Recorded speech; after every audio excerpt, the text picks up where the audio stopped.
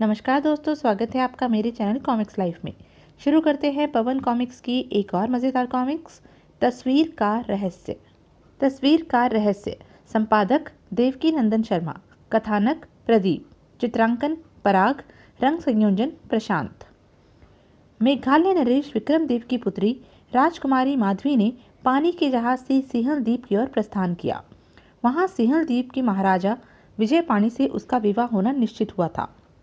विक्रम देव के मंत्री वरुण देव तथा सिंहल द्वीप के दूत शुभ बाहु राजकुमारी के साथ थे। राजमहल में आग लग जाने से महाराज विजय पाणी की रानी अनुराधा आग में जलकर मर गई। इससे हमारे महाराज को बड़ा दुख पहुंचा। ओह, तो सिंहल द्वीप के महामंत्री केशव दत्त की फैलाई हुई अफवाह को महाराज विक्रम देव ने सच मान लिया। दोनों राज्यों का प्रेम संबंध बना रहे, इसलिए हमारे महाराज अपनी राजकुमारी का विवाह विजय पाणी से करने को राजी हो गए हैं। पर जब उन्हें पता चलेगा कि रानी जीवित है, तब क्या होगा? उधर राजकुमारी माधवी के मन में रानी अनुराधा और विजय पाणी का ख्याल घूम रहा था। अनुराधा मेरी बहन थी, किंतु मैंने उन्हें कभी देखा नहीं। सुना है विजय पाणी को उनसे सच्चा प्रेम था। तभी समुद्र की लहरों में जहाज हिचकोले खाने लगा। माँ जी, क्या बात है? यह जहाज हिचकोले क्यों खा रहा है? शायद समुद्र में तूफान उठ रहा है। उसी क्षण समुद्र में इतनी जोर का तूफान उठा कि जहाज खिलौने की तरह हिचकोले खाने लगा और देखते ही देखते टुकड़े टुकड़े हो गया। बचाओ! माधवी समुद्र के पानी में अपने बचाव के लिए हाथ पैर मारने लगी। तभी जहाज का एक तख्ता उसके हाथ लग गया और वह उस पर चढ़ गई, इसलिए डूबने से बच गई। हे भगवान, यहाँ तो दूर दूर तक कोई दिखाई नहीं देता। अब मेरा क्या होगा? सौभाग्य से कुछ देर बाद उधर से एक जहाज निकला तो माधवी अपनी चुनरी हवा में लहराते हुए चिल्लाई, बचाओ बचाओ! वह जहाज किसी सौदागर का था जो सिंहल द्वीप जा रहा था। उस सौदागर ने जब हवा में लहराती हुई चुनरी देखी, लगता है कोई युवती मुसीबत में है। माझी, जहाज उसी ओर मोड़ दो। जो आज्ञा मालिक। और माझी ने जहाज उसी ओर मोड़ दिया। फिर माधवी के निकट पहुंचकर सौदागर ने रस्ते के सहारे उसे ऊपर चढ़ा लिया। धन्यवाद। तब, तुम कौन हो बेटी? मैं इन्हें कैसे बताऊं कि मैं राजकुमारी माधवी हूँ? मेरी दशा देखकर इन्हें कैसे विश्वास होगा? उसे खामोश देखकर सौदागर दुविधा में पड़ गया। यह बोलती क्यों नहीं? क्या यह अपनी याददाश्त खो बैठी है? तभी उस सौदागर की नज़र माधवी के गले में पड़े हार पर पड़ गई। इसके गले का यह हार तो काफ़ी मूल्यवान लगता है। यह जरूर किसी राजघराने से संबंध रखती है। बेटी, तुम्हारे कपड़े भीग गए हैं, अंदर कमरे में जाकर बदल लो।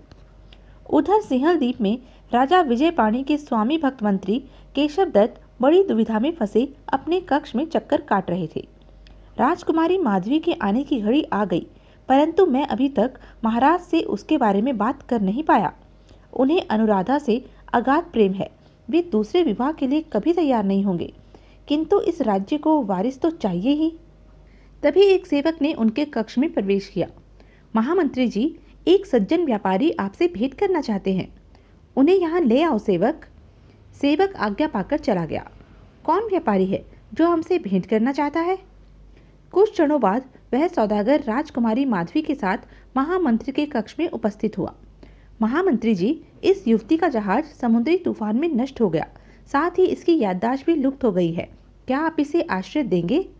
अरे, यह तो मेघालय की राजकुमारी माधवी है। क्यों नहीं, यह तो हमारा फर्ज है। तुम इसे निश्चिंत होकर छोड़ जाओ। धन्यवाद श्रीमान। फिर सौदागर के चले जाने के बाद राजकुमारी जी को पता नहीं चलने दूंगा कि मैं पहचान गया हूँ। मैं इसे महारानी की सेवा में छोड़ आता हूँ। महामंत्री केशव दत्त माधवी को महारानी अनुराधा के पास ले गए। महारानी जी, यह रूपा है। इसके आगे पीछे कोई नहीं है। क्या आप इसे आश्रय देंगी? सुंदर, अति सुंदर। लगता है ईश्वर ने इसे फुर्सत से गढ़ा है। हम इसे अपनी अंतरंग सखी बना लेंगे महामंत्री जी। धन्यवाद महारानी जी। अब मुझे आज्ञा दीजिए। महामंत्री जब वहाँ से जाने लगे तो रूपा इतनी सुंदर है कि इसका हर समय ध्यान रखना होगा, कहीं महाराज की नज़र इस पर न पड़ जाए। अब देखें क्या होता है। महाराज माधवी को देखेंगे और मेरा उद्देश्य पूरा हो जाएगा। महामंत्री के चले जाने के बाद महारानी अनुराधा ने रूपा को अपने पास बुलाया। सखी, तुम रागिनी की देखभाल किया करो। वह हमारी प्यारी मैना है, खूब बातें करती है। चंपा, तुम रूपा को ले जाकर उसका पिंजरा दिखा दो। जो आज्ञा महारानी। चलो बहन, तुम्हारा रागिनी से परिचय करा दे। उसी दिन से रूपा रागिनी की देखभाल करने लगी। वह उसे समय से भोजन खिलाती, पानी पिलाती। महारानी जी बड़ी दयालु हैं। कुछ समय बाद गणगौर पूजा का उत्सव आया। रूपा, आज महारानी नदी तट पर गणगौर की पूजा करने जाएंगी। चंपा, इच्छा तो मेरी भी वहां जाने की है, पर रागिनी की देखभाल कौन करेगा? मैं कर लूंगी रूपा, तुम जाओ उत्सव में। तुम कितनी अच्छी हो चंपा। अगले ही क्षण रूपा पूजा की थाली लेकर महारानी के पीछे पीछे नदी तट पर चल दी। उत्साह की उमंग में लोग गलियों सड़कों पर एक दूसरे के ऊपर रंग बिखेर रहे थे। महाराज विजय पाणी अपने महल की अटालिका से गणगौर उत्सव देख रहे थे। उनका चतुर विदूषक मनु उनके साथ था। तभी महारानी की एक दासी कमला वहां आई। महाराज की जय हो। महारानी की आज्ञा नहीं, विनती है। गणगौर पूजा के उत्सव पर तो महारानी की हर बात आज्ञा होती है। क्या आज्ञा है उनकी दासी? महारानी जी गणगौर पूजा के लिए नदी तट पर गई हैं। उनकी विनती है कि आप वहां पधारें। हम अभी आते हैं। तब महाराज अपने विदूषक मनु के साथ नदी के पास बने उद्यान में पहुंचे। मित्र, कैसे सुंदर फूल खिले हैं। भौरों की गुंजार ऐसी लग रही है जैसे सुंदरियों की पायलें बज रही हैं। महाराज, ये भौरों की गुंजार नहीं है, महारानी की सखियों की पायलें ही हैं। तुम ठीक कहते हो मनु, शायद वे इधर ही आ रही हैं। चलो छिपकर उनकी आपसी अटखेलियों का आनंद लेते हैं। चलिए महाराज। इस बीच महारानी अनुराधा नदी किनारे पहुंच गई। नदी में सैकड़ों जलते दीपक बह रहे थे।